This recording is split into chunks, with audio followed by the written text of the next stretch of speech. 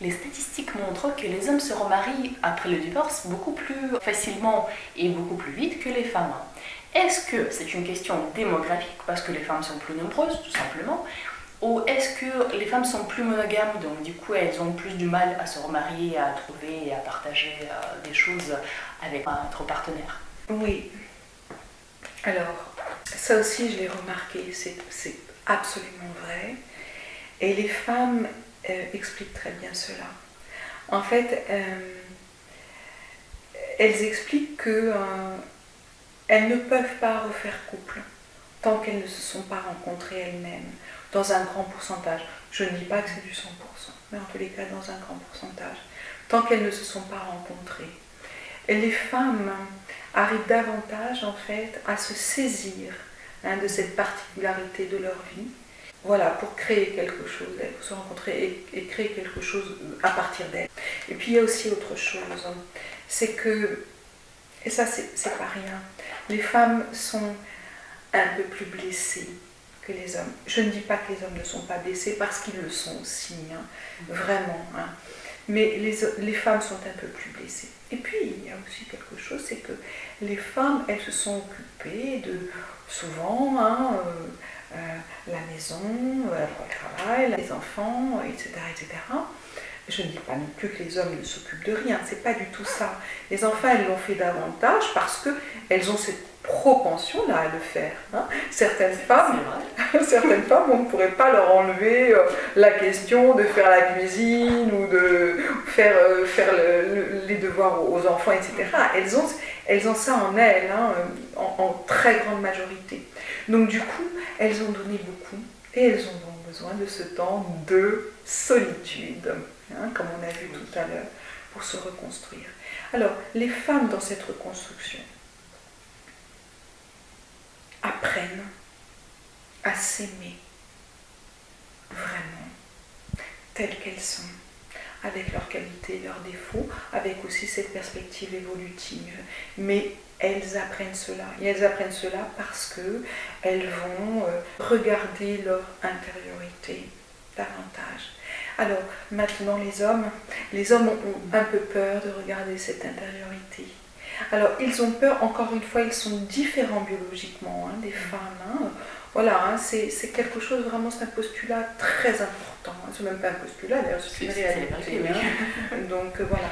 Donc, les hommes vont craindre un peu de regarder leur intériorité parce qu'ils vont avoir plus de mal avec leurs émotions.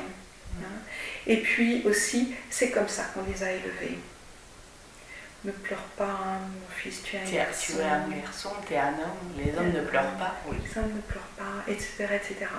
Donc, en fait, là, ils vont craindre un petit peu cela. Et donc, ils vont éviter de se retrouver trop longtemps tout seuls. Et ils vont rencontrer, bien sûr, des femmes, puisqu'il y a des femmes qui veulent à nouveau faire couple. Bien sûr.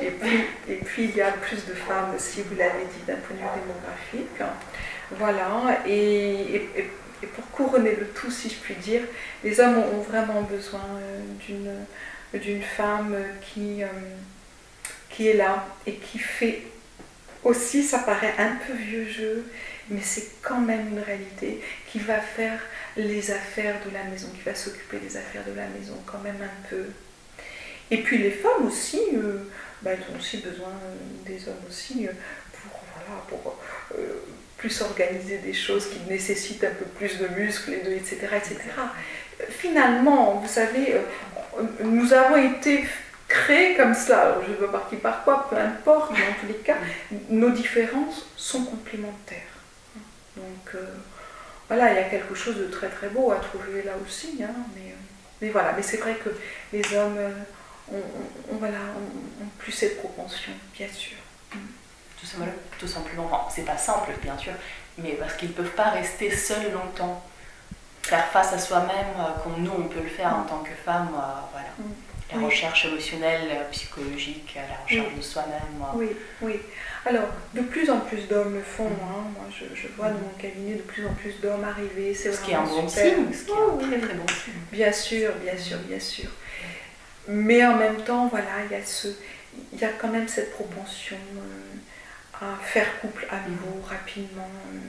Et vraiment, c'est évident. On me le ramène ici. Hein. Les hommes également ont un besoin fondamental.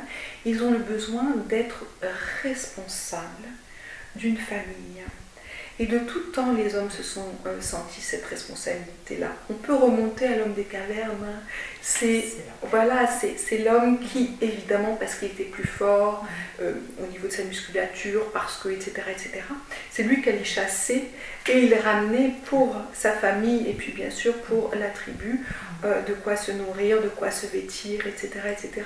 Et alors, il y a ça dans l'inconscient collectif, comme dit Jung. Ça reste toujours. Ça reste toujours. Donc l'homme aussi va chercher ça quelque part, parce que c'est aussi sa raison d'être.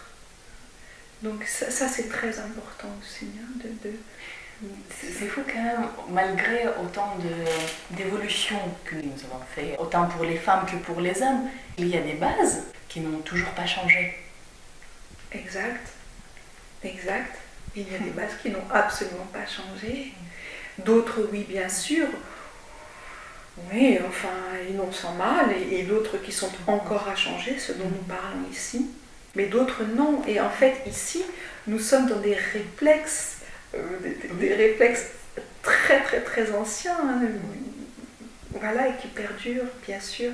C'est imprimé dans le corps, c'est imprimé dans le cerveau, hein, c'est imprimé dans le cerveau reptilien, c'est imprimé, et cela demeure encore. Alors peut-être que cela va changer. Hein. Un jour, c'est possible, hein, sachant qu'on change déjà à travers la crise sociétale, on change déjà nos habitudes et nos structures de relations. Peut-être ça va changer, effectivement. Il est probable. Enfin, moi, je ne suis pas médium, mais on verra bien. Et puis au vu de ce qui se transforme, je le pense. Oui, je pense. Ça pourrait être la suite logique. La suite logique, vous avez raison. Oui. Beaucoup de femmes se sentent perdues après le divorce et elles mettent la faute entièrement sur le conjoint. Par exemple, on reçoit vraiment beaucoup de commentaires du style « j'étais toujours là pour lui, j'ai cuisiné, je m'occupais des enfants, je l'aimais tout simplement ». Et puis là, il a trouvé une jeune et il est parti avec. Donc, est-ce que la faute peut se trouver que d'un seul côté ou est-ce que c'est une chose qui se partage dans tous les cas?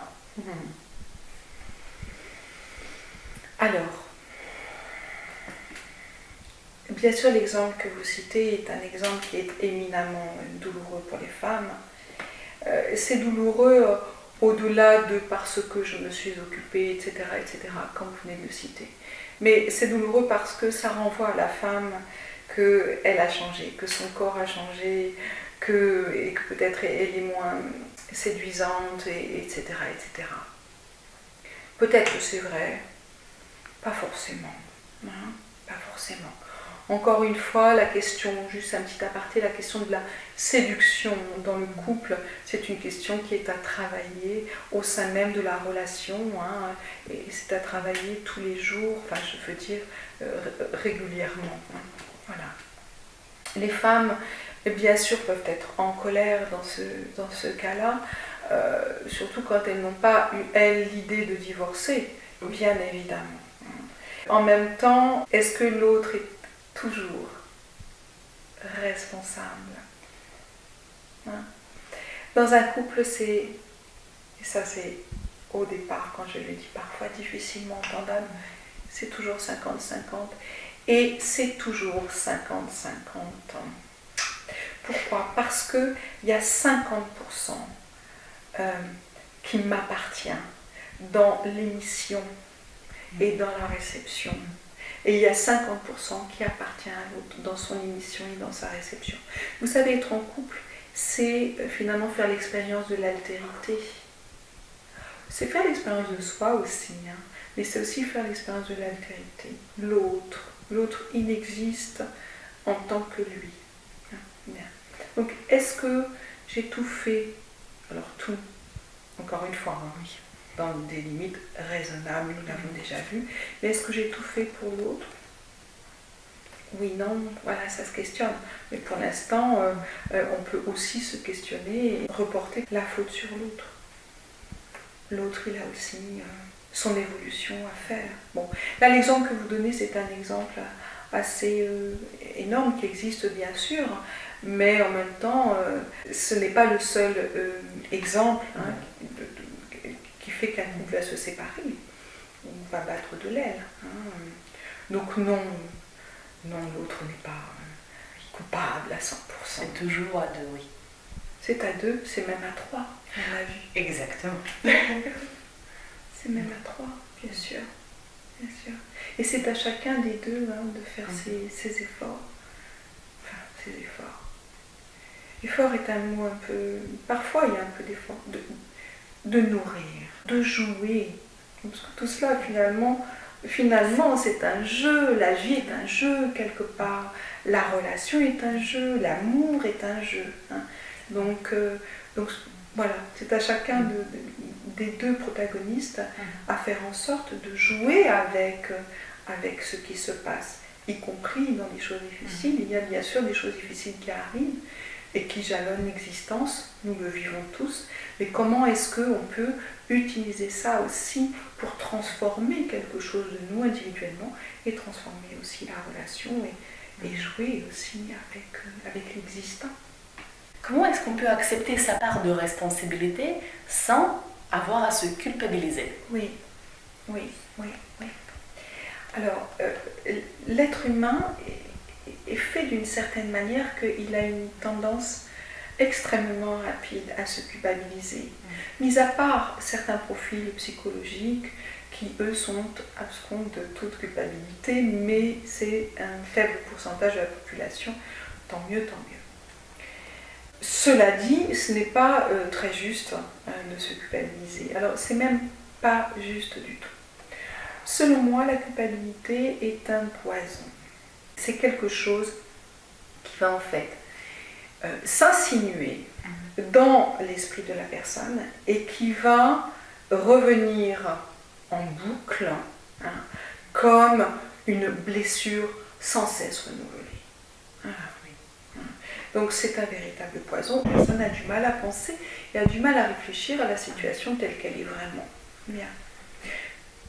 Bien. Par contre, accéder à sa part de responsabilité, c'est très important. C'est les fameux 50%.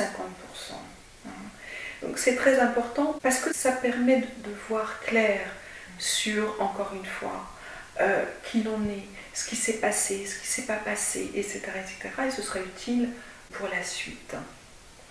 Dans la question de la responsabilité, il faut bien sûr ne pas oublier de dire que avoir accès à sa part, à sa propre part de responsabilité, nommer les choses, ou être aidé à les nommer, parce que cela est parfois compliqué tout seul. Tout seul, oui, je pense que c'est très compliqué. Oui, c'est même très compliqué, nous sommes d'accord. Eh bien, cela doit être fait sans aucun jugement. Ce sont des constats. Je suis responsable de ça, je suis responsable de ça, je suis responsable de ça. Ok, je suis responsable. Bon, là je n'ai pas entendu, là je n'ai pas compris, là je n'ai pas voulu voir. Voilà, on peut aller jusque-là. Ok. En même temps, alors, si on va un peu plus loin, et en thérapie on va toujours bien sûr plus loin, cela permet de raccrocher à notre construction identitaire et narcissique. C'est-à-dire, je suis comme cela parce que j'ai eu tel modèle, parce que j'ai eu tel manque, parce que j'ai eu telle frustration, parce que j'ai eu telle blessure.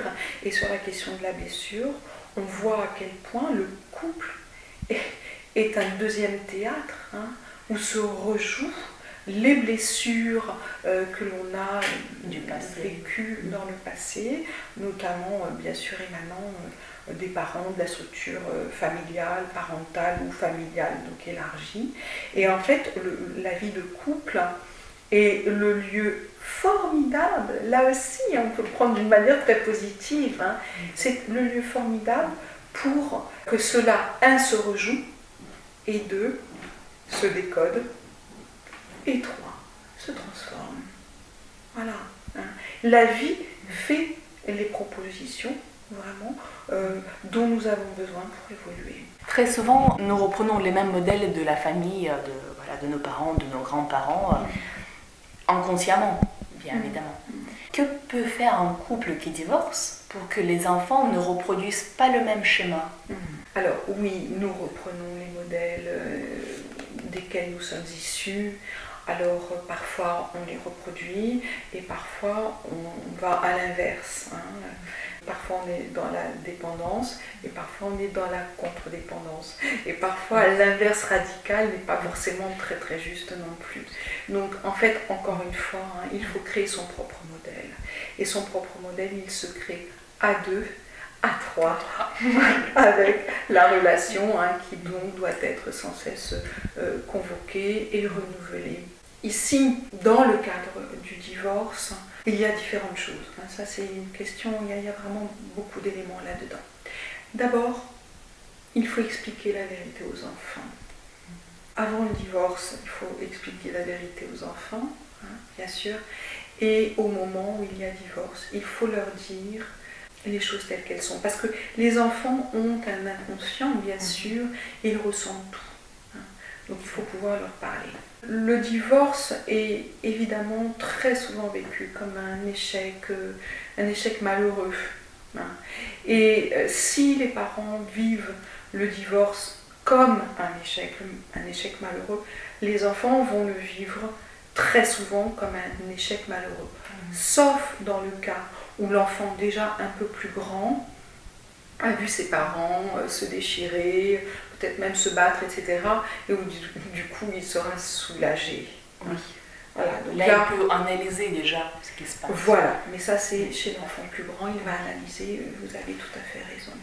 Aujourd'hui, on le sait très très bien, le divorce c'est démocratisé, je ne sais pas si mais en tous les cas, moi quand j'étais une petite fille, dans ma classe, il y avait un enfant de parents divorcés et c'était pas trop bien vu. Aujourd'hui, c'est plutôt la tendance inverse à 2 ou 3 enfants de parents non divorcés.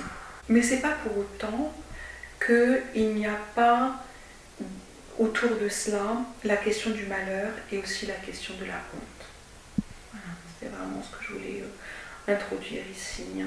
La question de la honte, parce que quand même, ça veut dire qu'il y a quelque chose qui n'a pas été réussi.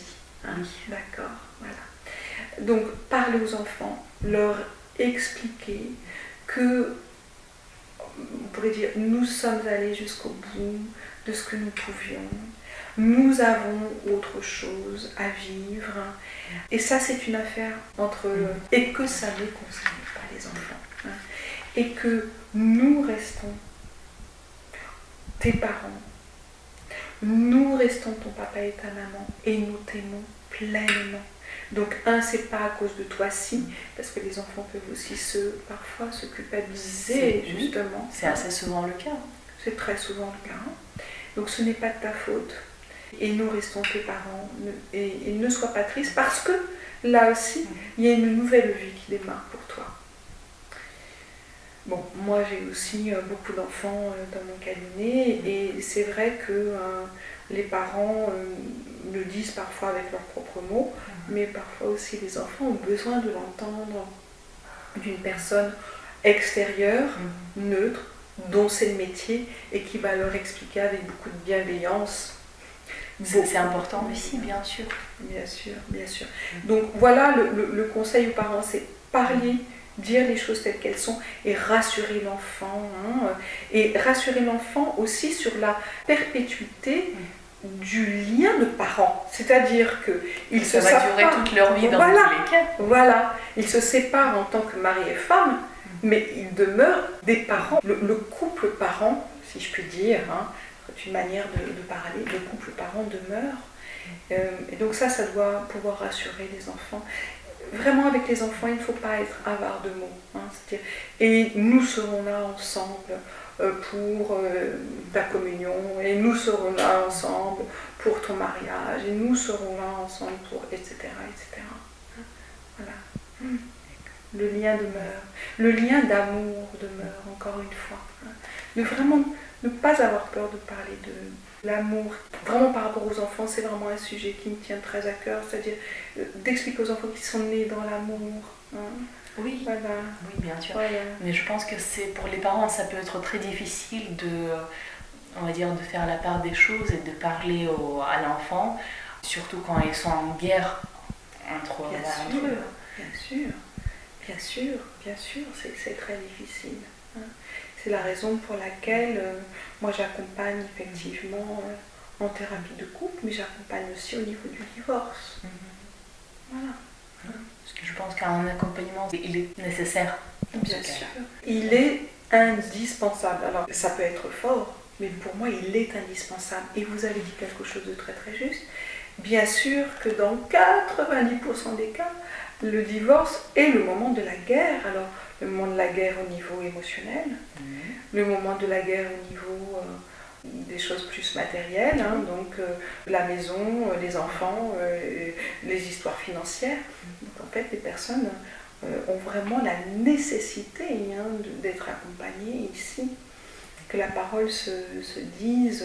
Voilà. Dans le système que j'ai créé, qui s'appelle Soft Divorce, eh bien ici, on fait en sorte que tout soit parlé. Et que cette parole, donc du coup, qui se dénie dans le cadre du lieu psychothérapeutique, puisse aller se dire, dans ce qui les concerne bien sûr, aux enfants. Voilà. Et enfin, quel conseil majeur pourriez-vous donner aux gens qui divorcent actuellement ou qui y pensent? Sincèrement, le conseil majeur que je donnerais aux personnes qui souhaitent divorcer ou qui commencent à envisager le divorce, c'est de se faire accompagner. Parce que, en fait, dans ces moments-là, il n'y a plus suffisamment d'objectivité. Il n'y a plus suffisamment de tranquillité dans les propos, de tranquillité dans les émotions. C'est l'instant de la guerre, on l'a dit hein, tout à l'heure, et cet instant de guerre n'est pas du tout propice à se parler simplement et à trouver des solutions. La symbolique de la guerre ici, c'est la dispute. Hein. Et dans la dispute, on est tellement loin de pouvoir se parler, et donc tellement loin de pouvoir accéder à la concorde. Hein, à ce qui fait que la paix peut exister. On divorce bien dans la paix, on divorce mieux dans la paix, même si c'est douloureux. Bien sûr, c'est douloureux. Voilà.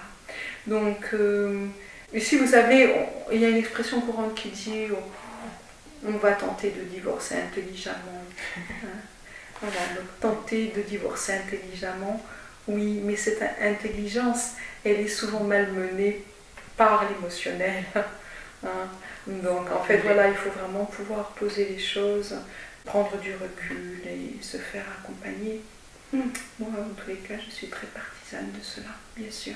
Que ça se passe vraiment au mieux. Ça se passe au mieux pour tout le monde, pour que chacun aussi puisse aller vers cette nouvelle vie, vers cette nouvelle aventure, hein, le plus sereinement possible. De toute façon, il y aura évidemment un temps de deuil, évidemment. Et encore une fois, c'est pas parce que, par exemple, monsieur ou madame même se met très rapidement avec une nouvelle personne peu de temps après la séparation ou après le divorce, c'est pas pour autant que le temps de deuil n'existe pas. Le temps de deuil existe et il est nécessaire et il faut l'accepter, il faut le vivre. Donc ça veut dire aussi qu'il peut y avoir bien sûr un accompagnement individuel également après le divorce. Même je le conseille, et même j'ai beaucoup de personnes qui viennent. Et donc à ce moment-là, c'est aussi l'occasion de travailler sur soi, travailler sur ses priorités, travailler sur qui je suis vraiment et qu'est-ce que de moi j'ai omis de faire vivre, de laisser vivre, comment je peux recréer. Les personnes sont toujours perdues, enfin très souvent. Vraiment dans un très fort pourcentage perdu après le divorce. Parce que en fait, à un moment donné, c'est l'euphorie. Ah, je vais être libre. Oui. Il faut le devenir. Il faut le devenir libre. Il faut laisser tomber les paquets de tout ce qu'on porte, non seulement au niveau de la vie, voilà, de la vie maritale qu'on a eue, de la vie commune que nous avons eue, mais également les paquets de l'enfance, les paquets des parents, voire des grands-parents. On voit les impacts dans le transgénérationnel, on voit à quel point une personne peut être impactée et à quel point cela décide finalement de ses agissements, de ses comportements, même de ses pensées. Donc du coup, voilà, c'est le temps du retour à soi. Ça peut être très intéressant. Voilà. Donc se faire accompagner pour le divorce et se faire accompagner après le divorce. Ouais. Eh ben, merci beaucoup Valérie. Merci, merci à vous.